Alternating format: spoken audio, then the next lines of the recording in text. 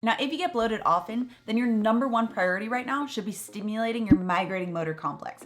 I know that sounds a little complex and scary, but it's actually very simple. And in today's video, I'm going to be breaking down 3 very simple ways that you can naturally stimulate your migrating motor complex and get rid of bloating. All right, guys, if you're new to my channel and you don't know who I am, my name's Autumn and I'm a certified clinical nutritionist with my master's in nutrition human performance.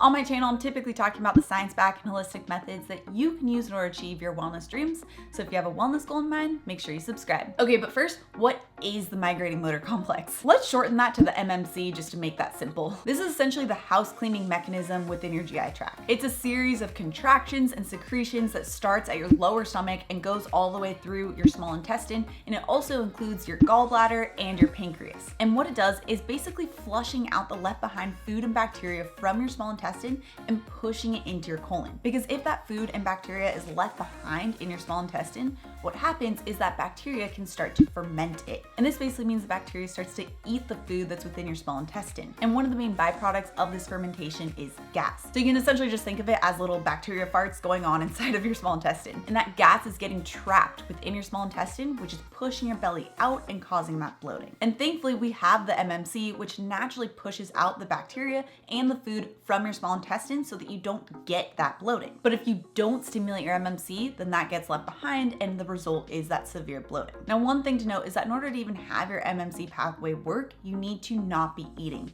It's only stimulated by a fasted state. This doesn't mean that you have to be fasting for multiple days in order for it to happen, but you do need to have some break between your meals in order to activate it. Which brings me to the first strategy, and it's to not eat for 4 to 5 hours between each meal. This is the main way to activate your migrating motor complex. If you don't do this first, the next 2 strategies will mean nothing. Because as soon as you eat, your body shuts off that migrating motor complex. And it takes a minimum of 3 hours and 45 minutes of not eating anything except for drinking water in order to go through a full cycle of that migrating motor complex. If you eat anywhere before that 3 hours and 45 minutes, then you're risking breaking that migrating motor complex and stopping it in its tracks. Now, there are 2 main ways to go about this. The first is to use intermittent fasting, which obviously is something I talk a lot about on this channel. Inherently, you're going to get a fasting period when you use intermittent fasting, which is where you can really stimulate that migrating motor complex. One thing to note is that if you do drink keto coffee, black coffee, tea, then for maximum stimulation of your MMC, you might want to push this to a little later in your fasting period. That way you have a little bit longer of a true fast where you're really able to stimulate that migrating motor complex and decrease bloating as a result. Now, although intermittent fasting is a really great tool, if it doesn't fit your schedule or if you just can't do it right now, another really great way to go about this is just to simply make sure that your 3 meals are spaced out by 4 to 5 hours. So for example, having your first meal at 9.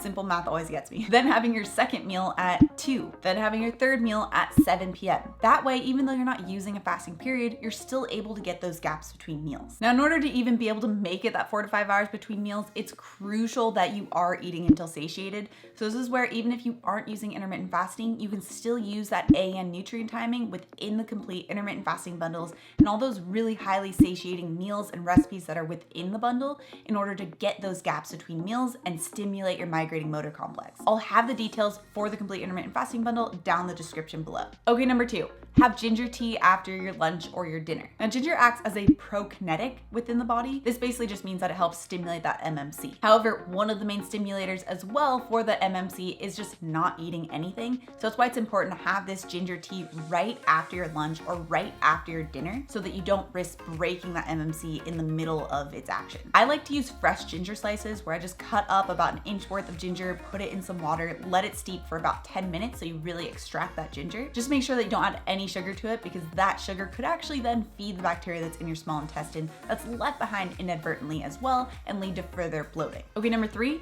support deep breathing. Now, this one might sound a little woo-woo at first, but there's a lot of science behind this. Deep breathing stimulates your vagus nerve. The vagus nerve aids in stimulating your rest and repair system and helps to counter that fight or flight mode. And stress is one of those main factors that also inhibits the MMC or the migrating motor complex. By being that stressful fight or flight mode, it's making it so that you're essentially shutting off your MMC, even if you aren't eating during that time. Instead, by activating that vagus nerve and activating your rest and repair mode as a result, you can then work toward activating activating your MMC as well. And this makes complete logical sense if you really think about it, because when your body is in that rest and repair mode, that's where house cleaning functions happen. And that's what the MMC is. It's a house cleaning function. But when you're in a state of stress, your body thinks that you're in danger. And so it shuts off these house cleaning functions because they aren't essential to that immediate sense of survival. So if you have that constantly raised cortisol levels, and if you're constantly in that fight or flight mode, then all house cleaning functions are shut off, including that MMC, which could then result in the bloating. Now, the problem is that just with the nature of how we are today, most of us are consistently stuck in this high cortisol, high fight or flight mode. And we really don't ever spend enough time in that rest and repair mode. Now, even if you do feel really stressed at the moment, a really simple way to stimulate that rest and repair, to stimulate that vagus nerve,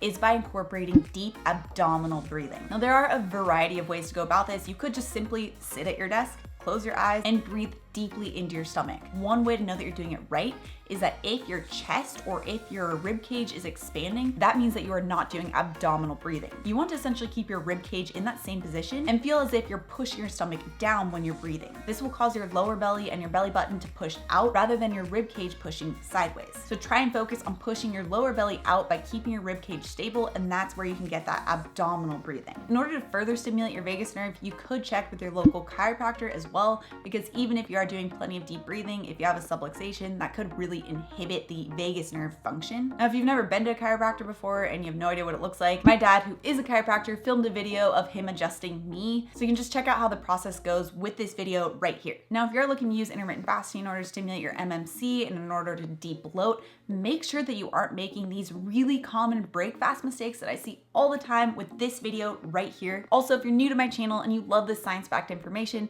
make sure you subscribe right here. Come out with new videos every Tuesday and Thursday. All right, guys, thanks so much for tuning in, and I'll see you in my next video.